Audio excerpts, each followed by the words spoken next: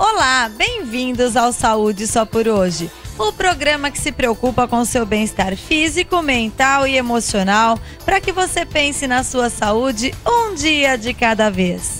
E nesta edição você verá, médico gastro fala sobre a síndrome do intestino irritável, uma patologia que nem sempre é diagnosticada corretamente. Homens percorrem o caminho oposto ao das mulheres e procuram clínicas de cirurgia plástica para reduzir os mamilos. E mais, médico urologista fala sobre as mais frequentes infecções no canal da urina. E no final do programa você vai acompanhar dicas de relaxamento no quadro Momento Zen com Juliana Marconato. O Saúde Só por Hoje está no ar, não saia daí, a gente volta já.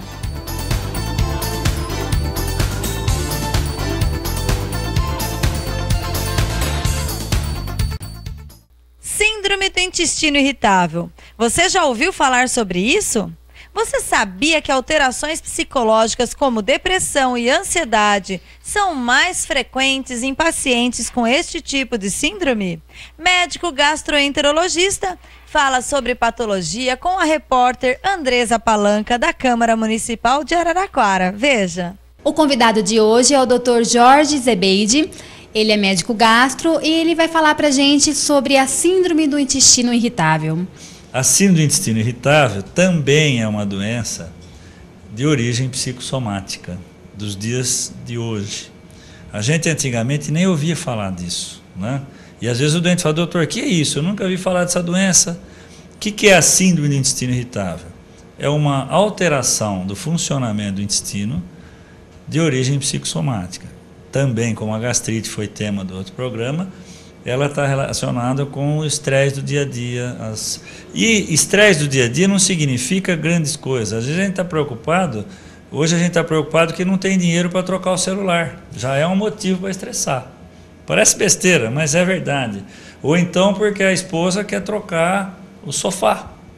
E são detalhes pequenos que eu coloco na consulta médica. Porque o médico tem que captar essa doença através de queixas e de informações que o paciente dá. Tá. E quais são os sintomas e os sinais dessa síndrome?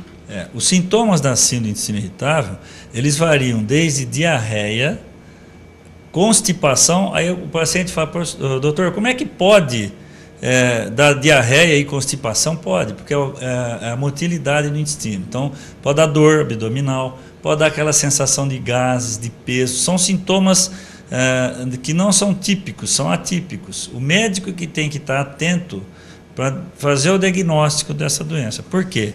A síndrome do intestino irritável não dá exame. É um diagnóstico que você faz por exclusão. Doutor, depois de diagnosticado o problema, como é feito o tratamento? Como eu disse, a causa da síndrome do intestino irritável é psicossomática. Precisamos detectar onde está o problema psicossomático do paciente. Se for uma coisa que o próprio gastroenterologista pode ajudar o paciente, tudo bem.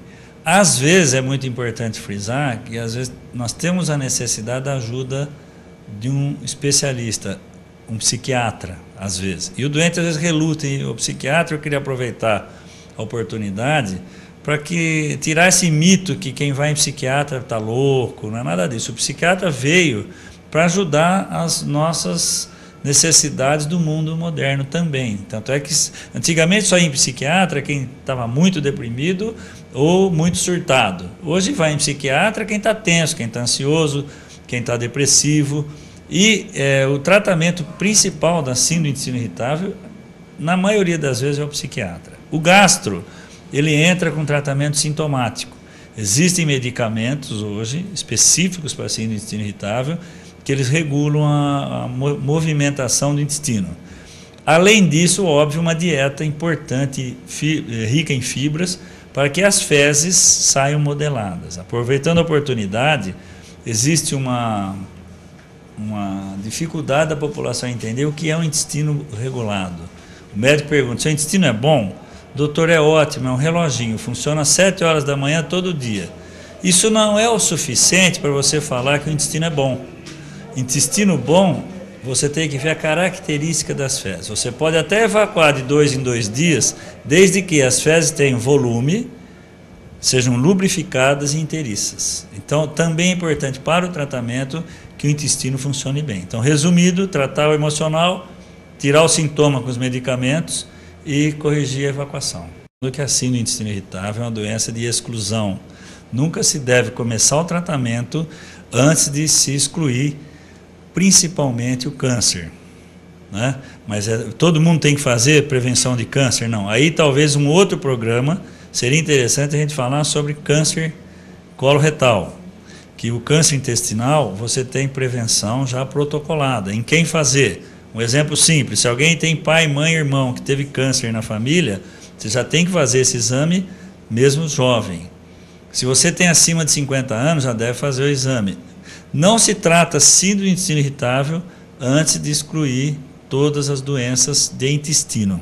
A síndrome do intestino irritável é apenas uma doença entre tantas doenças do intestino como estão nesse painel aqui. Homens percorrem o caminho oposto ao das mulheres e lotam clínicas de cirurgia plástica para diminuir os mamilos. O número de homens que buscam por este procedimento tem aumentado e muito. Para se ter uma ideia, de cada 10 pacientes, 2 são homens. Acompanhe detalhes sobre a cirurgia com o plástico Dr. Roberto Marino. Dr. Roberto, o que vem ser a ginecomastia? Ginecomastia nada mais é do que a presença de mama, de tecido glandular mamário nos homens, né? Gineco seria feminino, né? Órgão reprodutor feminino, e mamas. Então a presença de mama no sexo masculino. Isso é comum os homens procurarem essa plástica? É comum. Todo mundo nasce com ginecomastia. Devido aos hormônios femininos, todo mundo sempre tem um pouco de glândula. Todo bebê tem um pouquinho de glândula. Com o tempo, com as alterações da puberdade, quando entra na adolescência, esses hormônios começam a atuar mais ainda. Então começa a aparecer essas glândulas mamárias. Então é nessa idade que os pacientes começam a procurar justamente para esse tipo de correção. É muito comum também em pacientes obesos. Tá? Eles têm por um aumento da quantidade de gordura corporal e tem um acúmulo maior nas mamas. E isso causa um desconforto estético muito grande. Eles acabam procurando justamente a partir dessa idade. E essa procura é por conta da estética mesmo, não em relação à saúde? São 2 fatores. Primeiro, o estético, né, que é o que aparece, que é Sim. o que vê. Imagine uma criança de pré-adolescente, 14 e 15 anos na escola, com uma mama que não pode jogar bola, não pode vestir uma camisa, não pode ficar sem camisa. Então, o que acontece? Eles acabam procurando pela parte estética, mas em grandes casos, pacientes magros que têm a presença da mama, isso dói muito. Ela pode inflamar, ele pode ter mastite. Isso realmente é o segundo ponto em que é mais procurado a plástica, a correção da ginecomastia. E a partir de qual idade é indicada essa cirurgia? Tá. Geralmente se espera ter um controle hormonal, o paciente entrar numa estabilidade hormonal. Isso é a partir da adolescência, 14 e 15 anos. Aí se faz um estudo, né, uma avaliação dos hormônios de testosterona, estrógeno, hormônio luteinizante, prolactina, para ver se ele está com um perfil hormonal ok. Estando ok, a gente já pode começar a pensar a fazer a cirurgia. Existem técnicas? Quais são as técnicas utilizadas para essa cirurgia? Tem que ser em hospital? Pode ser na clínica? Como é que funciona? Se for pequeno, dá para fazer em clínica. Se for uma cirurgia um pouco maior, é necessário hospital. Por quê? Porque você tem desde um nódulo pequeno, retropapilar, atrás do mamilo, até mamas grandes, femininas, tá? Que aí seriam necessários fazer incisões maiores, com anestesia geral e ressecção maior de pele e de glândula. Então varia muito do tipo de ginecomastia que ele tem. Em alguns casos pode ser feita apenas a lipoaspiração, em que você tem a retirada apenas da gordura e a resolução do problema.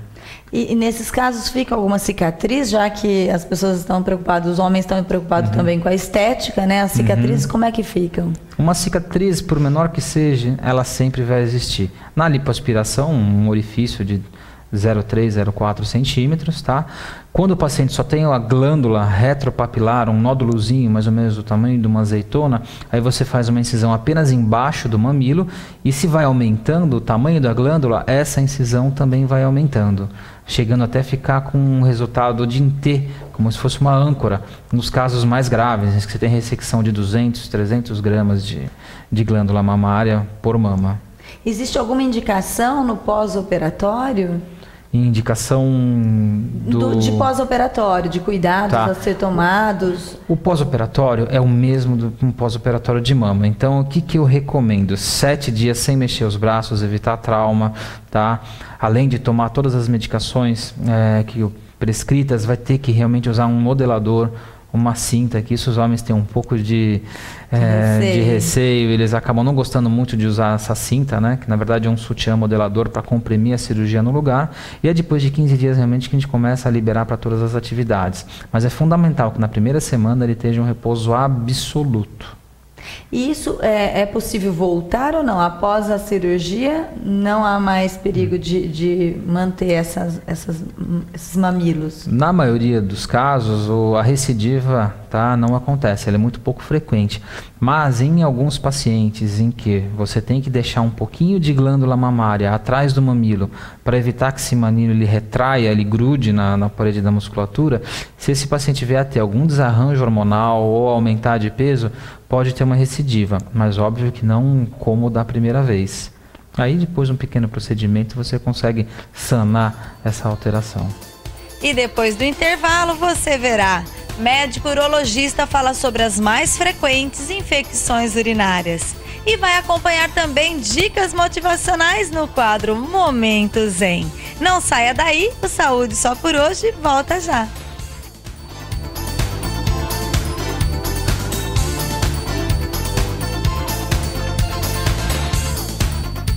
Infecção urinária, um problema muito comum que se caracteriza por um processo inflamatório em resposta